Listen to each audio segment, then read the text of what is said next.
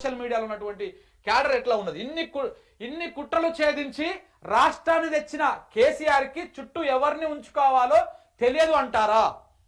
BRS ని అభిమానించేటువంటి వాళ్ళు కొంత బీఆర్ఎస్ కార్యకర్తలు సోషల్ మీడియా వేదికగా వాళ్ళ అభిప్రాయాన్ని వ్యక్తం చేస్తా ఉన్నారు. ఏమంటా ఉన్నారు? ఎన్ని కుట్రలు ఛేదించి ఎన్ని కుట్రలు చేసి ఉంటారు తెలంగాణ రాష్ట్రాన్ని రాకముందుకు.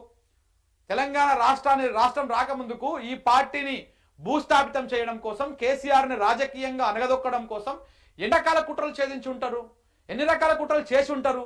సమైక్య పాలకులు, ఢిల్లీ పాలకులు ఎన్ని చేసి ఉంటారు. ఎన్నో చేసినా కానీ అవన్నీ ఛేదించి రాష్ట్రాన్ని తెచ్చి రాష్ట్రాన్ని 10 సంవత్సరాలు పరిపాలించి రాష్ట్రానికి ఒక గౌరవమైనటువంటి హోదా తెచ్చి జాతీయ స్థాయిలో తెలంగాణ అంటే ఒక గుర్తింపు తెచ్చి అలాంటి నాయకుడికి ఆయన చుట్టుముట్టు ఎవరిని పెట్టుకోవాలనో తెలియదా అనేటువంటి అంశాన్ని ఒక కార్యకర్త వ్యక్తం చేస్తా ఉన్నాడు. ఇంకొక కార్యకర్త జయహో కేసీఆర్ అని చెప్పేసి సింపుల్ గా పెట్టేసి అంటే కేసీఆర్ టీం అన్నట్టుగా చెప్తా ఉన్నారు. నేను దళపతి కేసీఆర్ గారి దళంలో సభ్యురాలు అని చెప్పేసి ఇంకొకరు ట్వీట్ చేసిరు. అంటే ఇంకొకరు పోస్ట్ పెట్టరు.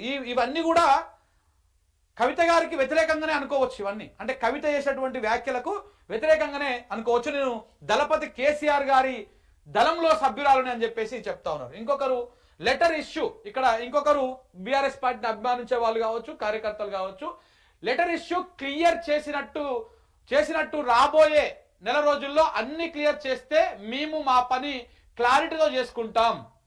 అంటే ఇక్కడ చాలా క్లియర్ ఇండికేషన్ ఇస్తా ఉన్నారు.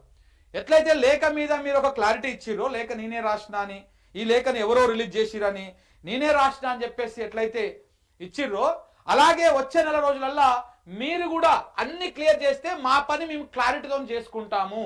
అన్ని అర్థమైన అప్పటిదాకా వేడుక చూడాల్సి వస్తుంది. మచ్చుకు మీరు సామాజిక తెలంగాణ రాగం ఎత్తినప్పుడే కొంత అర్థమైంది.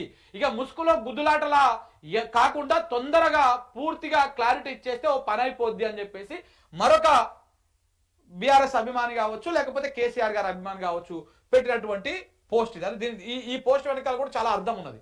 అంటే మీరు లేఖ మీద క్లారిటీ ఇచ్చిర్రు, మీరు పార్టీలో ఉంటారా ఉండరా, పోతారా ఉంటారా, ఓ క్లారిటీ ఇస్తే మేము మా పని మేము చేసుకుంటాము, మేము క్లారిటీతోనే ఉన్నాము, తొందరగా ఆ పని చేయండి అనేటువంటి విధంగా వారు ఒక పోస్ట్ పెట్టడం జరిగింది.